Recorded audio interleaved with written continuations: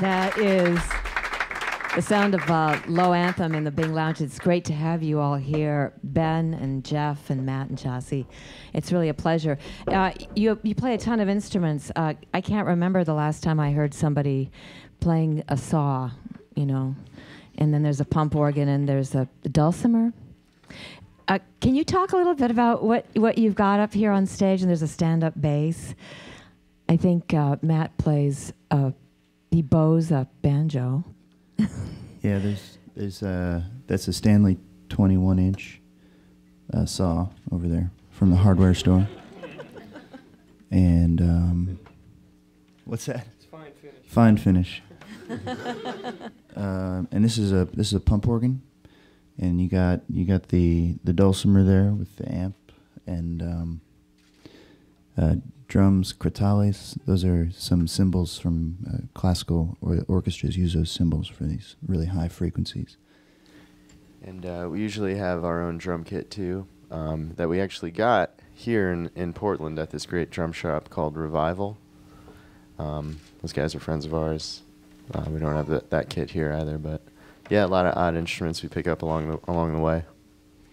And you could just be picking up stuff you could have like a full-fledged orchestra here. Any second you'd have to have more members. I wanted to have you talk a little bit about Smart Flesh. This is the new album, and it was recorded sort of unconventionally. You chose a space that it would seem almost antithetical to make an album of that kind of delicacy and, you know, mournful sound in this huge rambling spot. What were you looking for, and why did you choose this, like a big giant loft space? I think somewhere I read that you'd have to walk like 10 minutes to get a cup of coffee from one side of the room to the other. What did you want out of that kind of a space, and what did you get? We were just trying to get away from the things that we didn't like in the previous record, which was made in a very small room, maybe 12 by 10.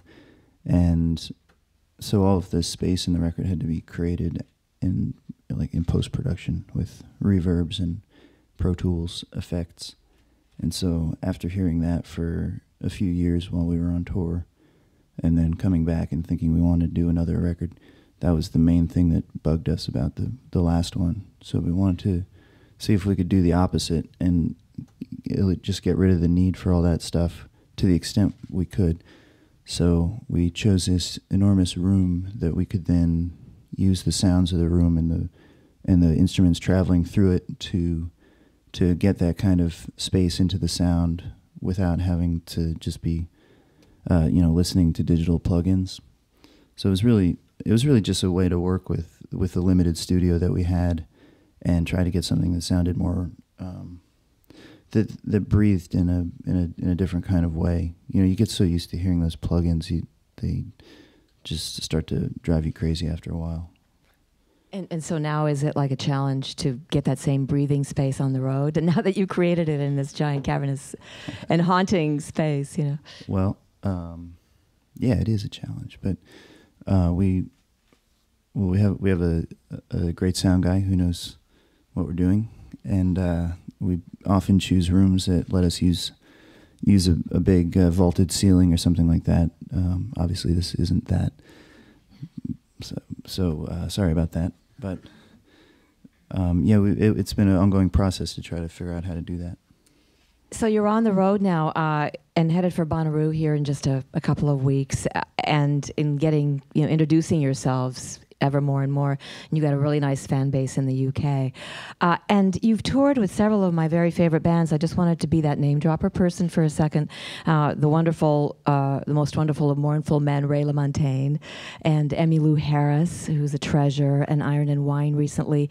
And I'm wondering, from the non-band side of things, when you travel with these great people, do you guys have a chance to learn anything, or is it just like, okay, it's Low Anthem's turn and get on the stage? And do you ever get a chance to like sit around and share ideas, and say, wow, so grateful that we were with Ray? And do you know what I'm saying? Yeah, some of the people we've toured with are really open, and it's fun and natural. And then other people you don't get to talk to. Some people are just more professional. They come and do their job and disappear into the backstage. Mostly drummers talk. Yeah, mostly drummers.